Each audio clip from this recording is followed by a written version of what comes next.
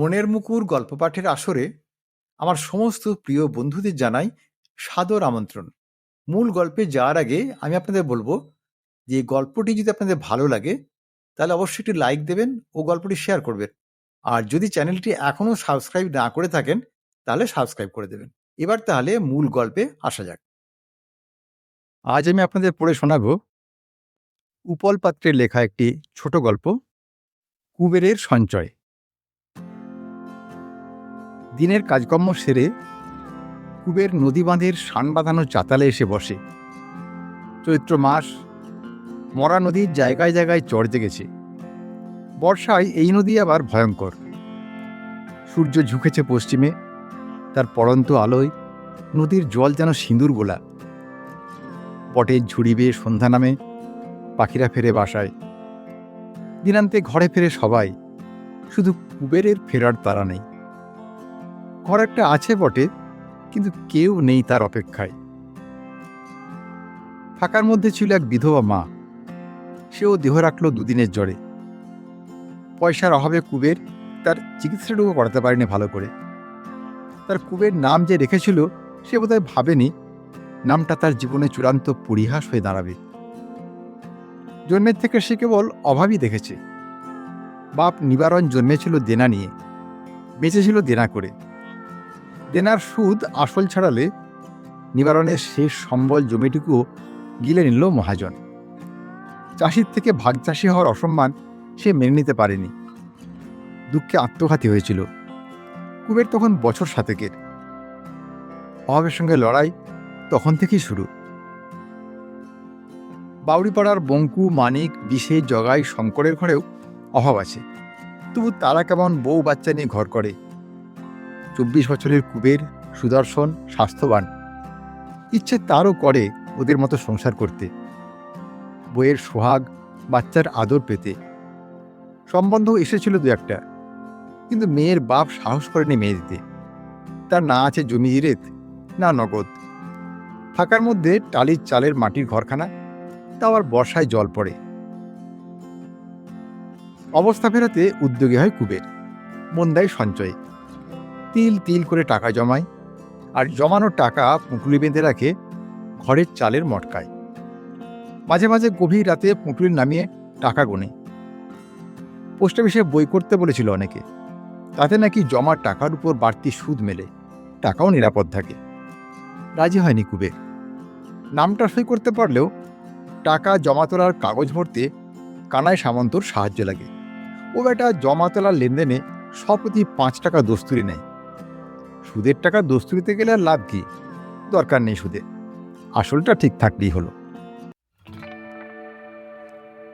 কুবের লোকের জমি ভাগে চাষ করে।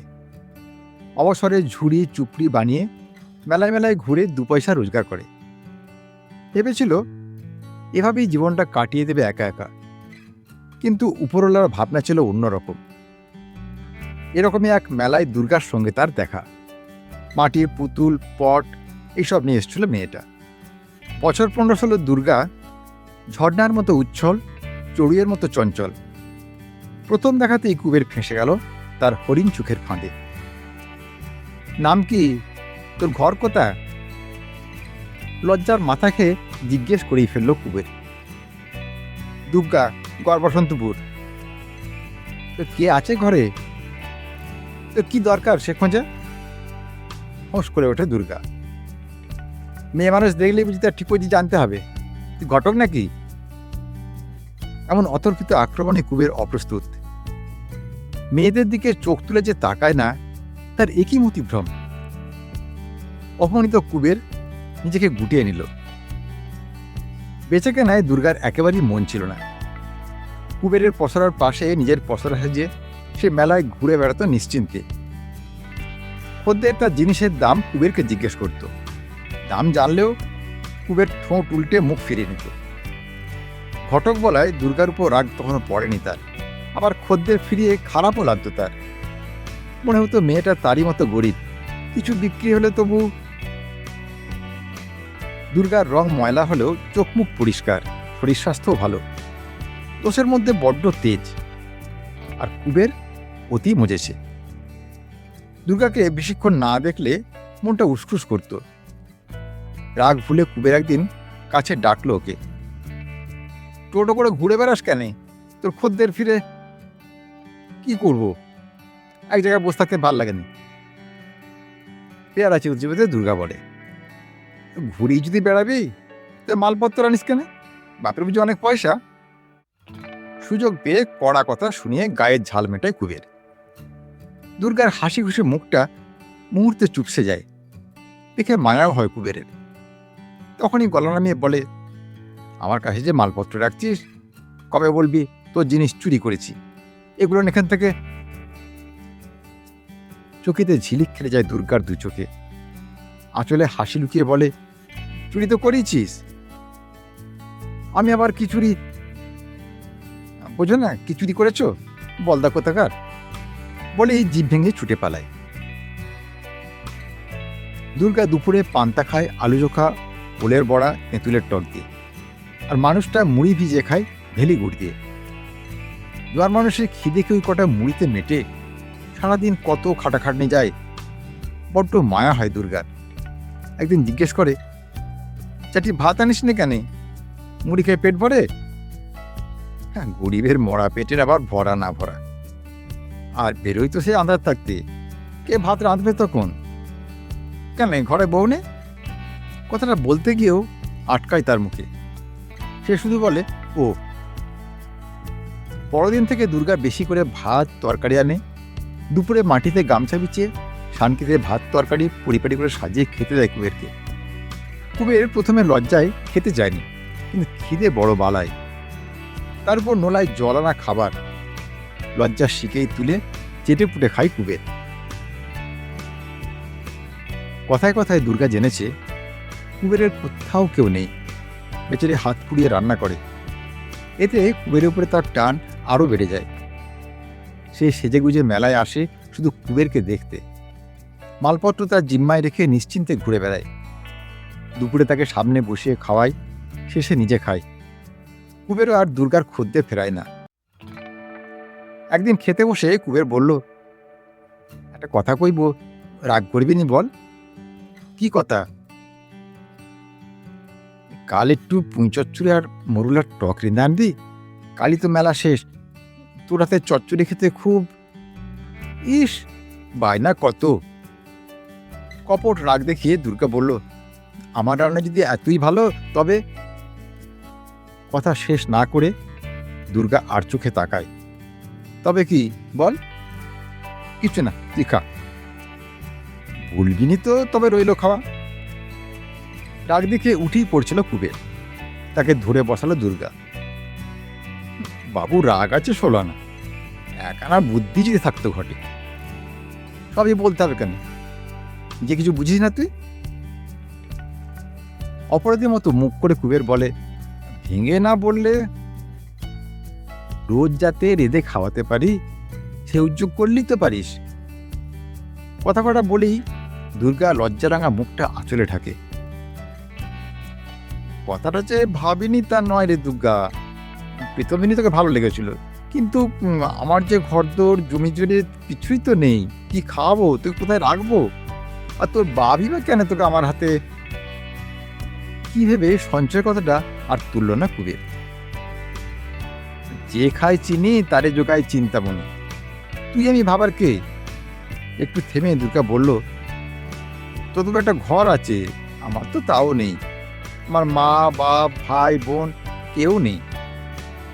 মা আমি সংসারে বাদী হয়ে একপাশে পড়ে আছি এঁটো বাসনের মতো। দুর্গার চোখ ছলছলে ওঠে। তারপর একটু সামলে নিয়ে ক্রিয়াজড়িত কণ্ঠে বলে, তুই আমাকে বিয়া করবি?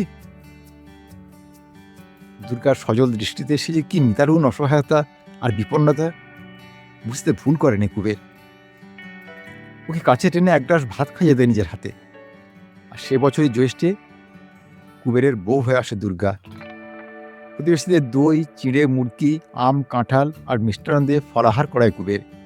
কথা দেয় সুদিন এলে ভরপেট মাংস ভাত খাওয়াবে। কুবেরের ভাঙা ঘর ধরে শ্রী ফেরালো দুর্গা। রোজ সন্ধে তুলসী মঞ্চে প্রদীপ জ্বালে, শাঁখ বাজায়। পুজো পার্বণে নিকোনো উঠোন সাজে আলপনায়। রং লাগে কুবেরের জীবনেও। কাজ থেকে তেতেপুরে ফিরলে দুর্গা পাখার বাতাস করে, গুড় বাতাসার শরবত দেয়, চুলে বিলি কেটে ঘুম পাড়ায় রাতে। কুবের এখন কাজের শেষে ঘরে ফেরে। দুর্গার মিশুকের স্বভাবের জন্য প্রতিবেশীরা সহজেই তাকে কাছে টেনে নেয়, সই পাতায়। আসনে ফুল তোলা, রকমারি চুল বাঁধার কৌশল মেয়ে বউদের শিখিয়ে দেয়। মজার হেঁয়ালি বলে, বলো তো, আমি চলি সারাক্ষণ, তবু আমি একই জায়গায় থাকি। এ আমি কি? পারলে না তো ঘড়ি। কুবের তার দুর্গার মুখে হাসি ফোটাতে দিন রাত পরিশ্রম করে। গয়ারামের চালকলে দৈনিক মজুরিতে একটা কাজও সে জুটিয়ে নেয়। বাড়তি কিছু টাকা আসে হাতে, সঞ্চয় বাড়ে, বাড়ে সাহসও। কিন্তু তাকে কাছে পায় না বলে অভিমান হয় দুর্গার। আবদারের সুরে বলে, তোমায় অত খাটতে হবে না, থাকুন একটু আমার কাছে। দুর্গাকে বুকে টানে কুবের, বলে, তো খোকা আসছে না, সংসার বাড়ছে, বসে থাকলে এখন চলবে? পাড়ার সবাই ধরেছে খোকার মুখে ভাতে মাংস ভাত খাওয়াতেই হবে, সেটা মেলা খরচ। কুবেরের গলা জড়িয়ে দুর্গা বলে, খোকা হবে তুমি জানলে কি করে? আমার যে খুব খুকির শখ, তাকে বেশ সাজাবো। আরে দূর পাগলি, ওসব ভগবানের দান, যা দেয় মাথা পেতে নিতে হয়, বুঝলি? ওর কপালে চুমো দিয়ে বলে, ছাড় এখন, মেলা কাজ পড়ে আছে। দিন যায়, ডিম ভরা পুঁটি মাছের মতো স্ফীত হয় দুর্গার উদর। সৈরা সবাই মিলে তাকে স্বাদ খাওয়ায়, নতুন কাপড় দেয়। মালতী রোজ তার গায়ের দুধ খাওয়ায়। আশা সনকারা নদীর মাছ, টাটকা শাক পাতা জোগাড় করে আনে। পাতাশি টক চাল আচার করে দেয়। একদিন রাত গভীর, দুর্গা ঘুমোচ্ছে অঘরে। কুবের চালের মটকার থেকে টাকার পুঁটলিটা নামায়, টাকাগুলো গোনে, 4,320। মন ভরে ওঠে খুশিতে। বহু কষ্টের সঞ্চয়, খুব বিপদে পড়লে তবেই এতে হাত দেবে। গোনা হলে পুঁটুলটা মটকায় তুলে আলো নিভিয়ে সে আবার শুয়ে পড়ে। মাঝরাতে হঠাৎ দুর্গার মা গো চিৎকারে ঘুম ভেঙে যায় তার। কি হলো রে, খারাপ স্বপ্ন দেখেছিস বুঝি? উহুম, কি যেন কাটলো পায়ে, জ্বলে গেল, জ্বলে গেল। তাড়াতাড়ি আলো এনে ঘরের চারদিক আদিপাদি করে খুঁজল কুবের, তেমন কিছু নজরে পড়ল না। মরে গেলুম, মরে গেলুম, এখানে বড্ড জ্বালা। কুবের দেখল দুর্গার গোড়ালির উপর সুচ ফুটানো মতো দুটো রক্তবিন্দু। তারা বুঝতে বাকি রইল না, চিৎকার করে জড়ো করলো পড়শিদের। মেয়ে বউয়েরা দুর্গাকে হাসপাতালে নিয়ে যাওয়ার পরামর্শ দিলেও পুরুষেরা ছুটল বিদ্যেধরের খোঁজে। গায়ে বিদ্যেধরের মতো ধন্বন্তরী থাকতে কুবের কেন হাসপাতালে বাড়তি কড়ি গুনতে যাবে? আর কুবেরও তাই ওঝাতেই সাই দিল। ভবিষ্যতের জন্য সঞ্চয় বাঁচিয়ে রাখতে হবে, আরো বড় বিপদ আসতে কতক্ষণ। বিদ্যেধর বিস্তর ঝাড়ফুঁক করে তাগা তাবিজ কষে বাঁধল। আর ভয় নেই কো, ও মা বিশ্বরীর কৃপায় বিষ নেমে গেছে। রুদিকে সোয়াদ এনে সারা রাত বোস করে রাখো। দুর্গা যন্ত্রণায় কাতরায়, সৈরা মাথায় হাত বুলিয়ে দেয়, বাতাস করে। ভোরের দিকে তার মুখ থেকে গ্যাঁজলা বেরোতে থাকে, শুরু হয় খিঁচুনি। বিগতিক দেখে সবাই ওকে নিয়ে ছোটে হাসপাতালে, কিন্তু ততক্ষণে অনেকটা দেরি হয়ে গেছে। দুর্গাকে দাহ করে শ্মশান থেকেই কুবের যেন কোথায় নিরুদ্দেশ হয়ে যায়। বছর ঘুরে কুবেরের দেখা নেই, শুধু পড়ে থাকে পরিত্যক্ত ভিটেটা। বর্ষা নেমেছে, সপ্তাহভর টানা বৃষ্টিতে ফুসছে নদী। মানুষকে সরানো হয়েছে নিরাপদ রাস্তায়। এক রাতে নদীর ফুল ছাপিয়ে হু করে বন্যার জল ঢুকলো গাঁয়ে। জলের তরে ভেসে গেল কুবেরের ঘরের চাল। একদিন তখনও ভোরের আলো ভালো করে ফোটেনি। পুকুর ঘাটে বাসন মাজছিল মালতী। কুবেরের পোড়ো ভিটেই কার যেন নড়াচড়া নজর এলো। একটা কঙ্কালসার মূর্তি কিছু যেন খুঁজছে। চুলদারিতে ঢাকা মুখটা আবছা আলোয় দূর থেকে ভালো ঠাহর না হলেও কেমন যেন চেনা চেনা লাগলো তার। তবে কি এতদিন পরে? মালতী বাসন কোসন ফেলেই ছুটলো পাড়ায় খবর দিতে। ঝেঁটে এলো বাউড়ি পাড়া। ওরা তন্ন তন্ন করে ভিটের চারপাশ খুঁজল, কিন্তু কাউকেই দেখতে পেল না। শুধু নরম মাটিতে পায়ের টাটকা ছাপ সাক্ষ্য দিল কেউ এসেছিল। কিন্তু কে, কিসের খোঁজে এসেছিল, তা চির রহস্যই থেকে গেল।